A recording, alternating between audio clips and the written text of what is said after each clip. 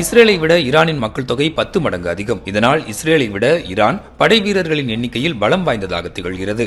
ஈரானிடம் உள்ள மொத்த படை வீரர்களின் எண்ணிக்கை சுமார் 11,80,000 பேர். இதில் 6 லட்சத்திற்கும் மேற்பட்டோர் செயல்பாட்டிலும் 3.5 லட்சம் பேர் ரிசர்வ் படையிலும் உள்ளனர். 3.5 லட்சம் பேர் ராணுவ படையிலும் 2,20,000 பேர் பாராமிலிட்டரி படையிலும் தயார் நிலையில் உள்ளனர். 42,000 விமானப்படை வீரர்களும் 18,500 கடற்படை வீரர்களையும் ஈரான் கொண்டிருக்கிறது. இது தவிர ஈரானில் IRGC எனப்படும் இஸ்லாமிய புரட்சிகர காவல் படையும் உள்ளது. இதனிடம் சுமார் 1,25,000க்கும் மேற்பட்ட வீரர்கள் உள்ளனர். முப்படைகளுடன் இயங்கும் இந்த அமைப்புதான் பாரசீக வளைகுடாவில் ஈரானுக்கு எதிரான நடவடிக்கைகளை முறியடிக்கும் முக்கிய பொறுப்பை கொண்டிருக்கிறது. கடலில் கொரில்லா தாக்குதலை நடத்துவது, கப்பல் எதிர்ப்பு ஏவுகணைகளை பயன்படுத்துவது என இந்த இஸ்லாமிய புரட்சிகர காவல் படை பெரும் நெருக்கடியை கொடுக்கக்கூடியது. ஈரானிடம் உள்ள படை வீரர்கள் பாதி அளவு பலத்தை மட்டுமே இஸ்ரேல் கொண்டிருக்கிறது.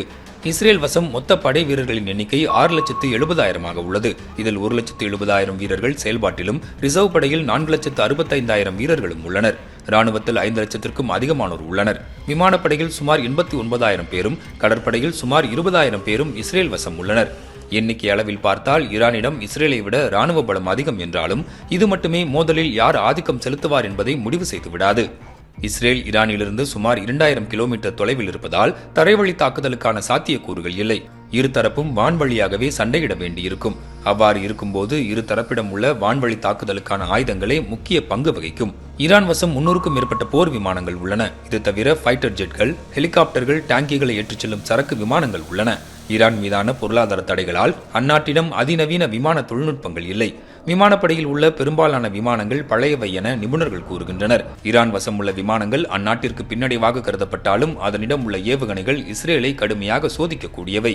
மத்திய கிழக்கில் பாலிஸ்டிக் ஏவுகணை தயாரிப்பில் ஈரான் கைதேர்ந்து விளங்குகிறது.